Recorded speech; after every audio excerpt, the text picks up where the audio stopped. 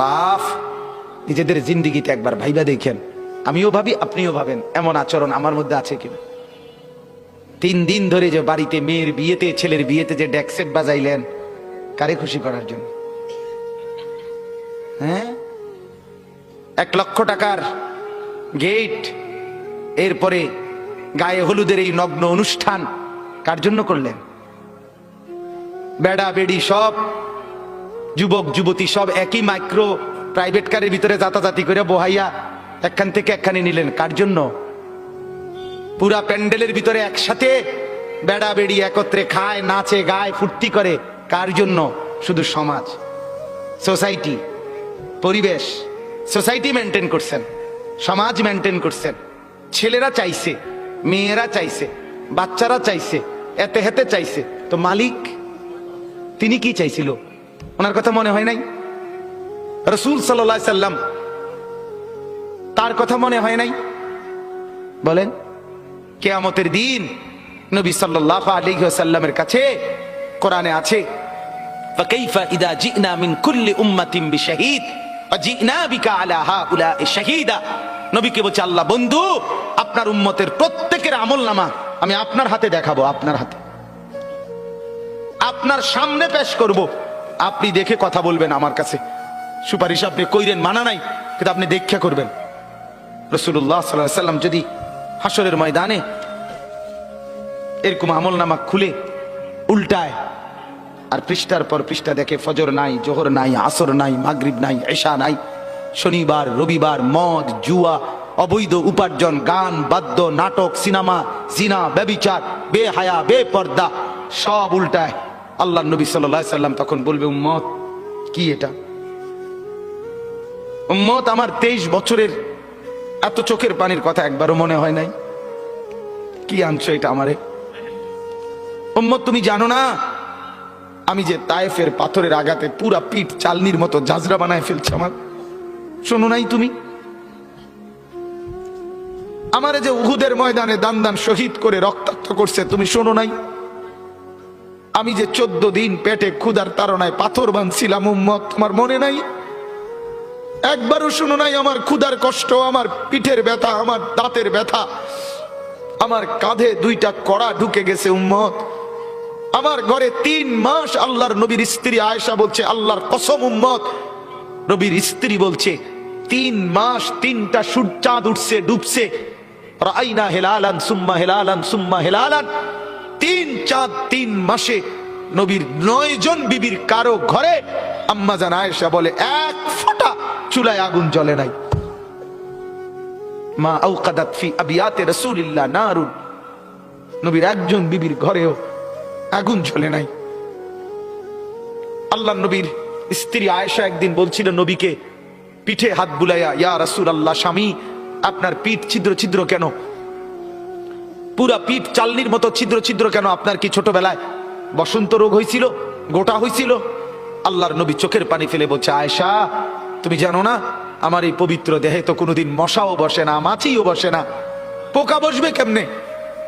আমার পবিত্র দেহে তো হাঁটলে মেশকের গ্রান বের হয়, আমার পেশাব পায়খানাও তো কোনোদিন জমিনের উপরে 1 সেকেন্ড থাকে না, মাটি ফাঁক করে ভেতরে নিয়ে যায়, সেই আমার গায়ে গোটা হবে কেন? আয়েশা, এগুলো আমার তায়েফের পাথরের আঘাতের রক্তের দাগ।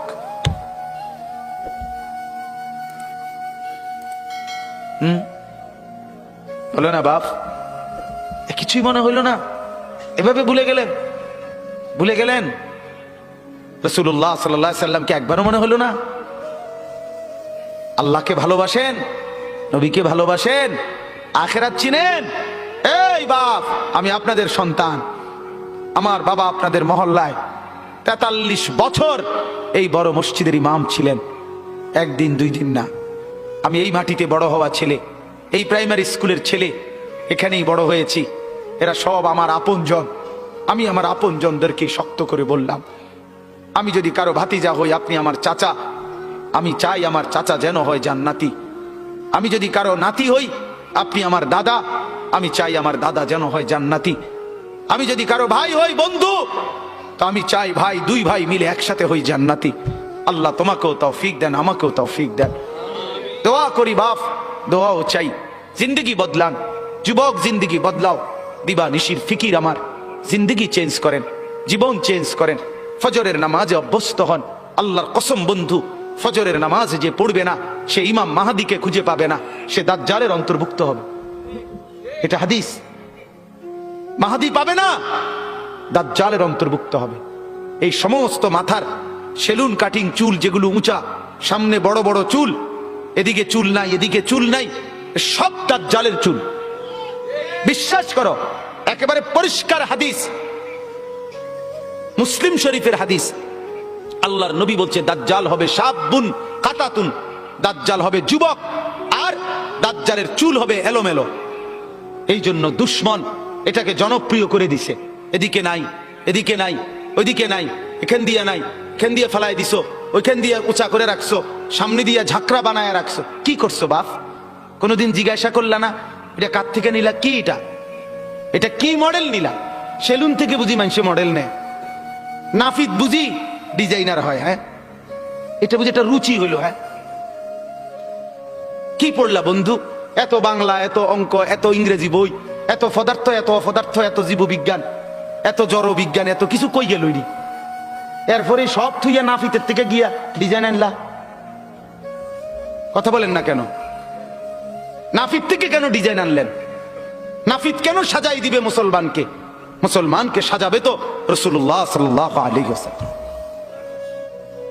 এক সাহাবী বলছেন নবী কেমন ছিল জানো? যার সারা অঙ্গ একসাথে দেখলে সবচেয়ে সুন্দর, প্রতি অঙ্গ আলাদা আলাদা দেখলেও সবচেয়ে সুন্দর। আরেকজনকে বলছে আপনি বলেন তো। আরেক সাহাবী বলছে আমি বলি, যে নবী ছিলেন এমন যাকে একবার দেখলে আবার দেখতে মন চায়, দ্বিতীয়বার দেখলে প্রথমবারের চাইতে আরো সুন্দর মনে হয়, যত তারে দেখি তত সুন্দরই লাগে। তিনি ছিলেন এমন। আল্লাহ তাআলা মেরাজে, এই যে এই মাস, 7 আসমানের উপরে আরশে আজিমে আল্লাহ তাআলা নবীকে নিয়ে গেলেন। যখন আরশের উপরে আল্লাহ তাআলা রাসূল সাল্লাল্লাহু আলাইহি ওয়াসাল্লামকে দাঁড় করাইলেন, এইবার আল্লাহ বললেন বন্ধু কোনানে আনছি জানেন? আপনি জানেন কোথায় আনছি আপনারে? কয় যে আপনি যখন ছোটবেলায় জন্ম নিছেন, ছোট্টবেলায় ফেরেশতাদেরকে বলছিলাম, ফেরেশতারা আমার বন্ধুকে কোলে নাও, নিয়া আমার সৃষ্টির পূর্ব থেকে পশ্চিম পুরা দিগন্ত ঘুরাও, আমার গোটা সৃষ্টিকে বলো যে তারা যেন দেখে বন্ধু আমি কেমন বানাইলাম। দেখো, দেখ আসমান দেখো, জমিন দেখো, বন্ধু আমি কেমন বানাইলাম। নাক দেখো, চোখ দেখো, ঠোঁট দেখো, মুখের চাহনি দেখো, চেহারার রং দেখো, চোখের পলক দেখো। এরপরে আল্লাহ 7 আসমানে আরশে আজিমে নিয়ে এইবার আল্লাহ বললেন বন্ধু সেদিন ছোট্টবেলায় কোলে আপনারে সবাই দেখছে, এবার সব কিছুর উপরে আইনা, উপরে শুধু আমি আল্লাহ, তার নিচেই আপনি, এবার আপনি দেখেন গোটা সৃষ্টি আমি কেমন বানাইলাম। ওই সময় ওরা দেখছে, এখন আপনি দেখেন, আপনি দেখেন। সুবহানাল্লাহ, এত বড় মর্যাদা সম্পন্ন রাসূল, তাকে ছেড়ে দিলেন, তাকে ত্যাগ করলেন। আল্লাহ আমাকেও বুঝ দান করেন, আমাদের প্রত্যেককে বুঝ দান করেন। শেষ কথা এটাই, আফালা তাদাক্কারুন। আল্লাহ বলে বান্দা আমি কিন্তু গুনাহ লম্বা হইলে, নাফরমানি লম্বা হইলে, আমার অবাধ্যতা লম্বা হইলে, মনের চাহিদা মতো খামখেয়ালি করিলে আমি কিন্তু গোমরা করে দেই, আমি মোহর মেরে দেই, চোখে পর্দা ফেলে দেই, আর হেদায়েত দিবার কেউ থাকে না। আফালা তাদাক্কারুন। আমার বান্দা উপদেশ কি নিবা না? উপদেশ গ্রহণ করবা না? তবুও তো বলেন আল্লাহকে, আল্লাহ আমরা উপদেশ নিলাম, আমরা আপনার নাফরমানি করব না, আপনার রাসূলের অবাধ্যতা করব না। যুবক ভাইয়া নামাজ পড়ে, নামাজ পড়ে, 5 ওয়াক্ত নামাজ পড়ে, অশ্লীলতা উলঙ্গপনা থেকে, বেহায়াপনা থেকে ছুটেন। নারীর ফাঁদে পড়বেন না, নারীর পিছনে পড়বেন না, অনর্থক কোনো মেয়ের প্রেমে পড়বেন না। আল্লাহ তাআলাই হালাল ভাবে একজন উত্তম স্ত্রী আল্লাহ মিলায় দেবে ইনশাআল্লাহ। এটা কোরআন, এটা আল্লাহর ওয়াদা। বান্দা আমি তোকে বানিয়েছি, তোর জন্য যদি আমি এত উপকরণ তৈরি করি তো একজন স্ত্রী তো তোর জন্য আমি বানাইছি। অতএব দয়া করে আমার বন্ধু, আমার জওয়ান অনেক ছেলে বসছেন, সবার কাছে অনুরোধ আমরা 5 ওয়াক্ত নামাজ পড়ার নিয়ত করি, বলেন ইনশাআল্লাহ। সর্বশেষ কথা হলো ওয়াকালু মা হিয়া ইল্লা হায়াতুনাদ দুনিয়া নামুতু ওয়া নাহইয়া ওয়া মা ইউহলিকুনা ইল্লা দাহর। আল্লাহ বলে যখন আমি কাউরে গোমরা করে দেই, মোহর মেরে দেই, চোখে পর্দা ফেলে দেই, আল্লাহ বলে হে, তখন কে রুমে জানুনি? আল্লাহ হে ওই রুম। সে তখন বলে জীবন কেবলই এই দুনিয়াটা, কারণ তার তো আর কি নাই, হে সাইড মনো নাই, কথা বুঝেন নাই? সে তখন বলে জীবন কেবল এই দুনিয়ায়, নামুতু ওয়া নাহিয়া, কেউ মরবো কেউ বাঁচবো, ওমা ইউহলিকুনা ইলা দাহার, সময়ের আবর্তন, কালের আবর্তন, কেউ মরছে কেউ জীবিত হচ্ছে। এখানে আলাদা কোনো স্রষ্টা, আলাদা কোনো তৈরিকারী, এটা কিছু নাই। কালের আবর্তনে, সময়ের আবর্তনে কেউ মরবে কেউ বাঁচবে। সময়ের আবর্তনে প্রথমে বান্দর থাকবে, ধীরে ধীরে মানুষ হয়ে যাবে। বাহ বাহ বাহ বাহ। যখন আল্লাহ ভুলে যায়, আখিরাত ভুলে যায়, তখন আমি যে একটু আগে বলছি যে পরকাল ভুলে গেলে, আল্লাহ ভুলে গেলে নিজেকেই ভুলে যায়। তখন গিয়া বান্দরের জিগায়, বান্দরের কাছে গিয়া জিগায়, এই যে ভাই বান্দর, চাই দেখেন তো একটু আমারে চিনেননি?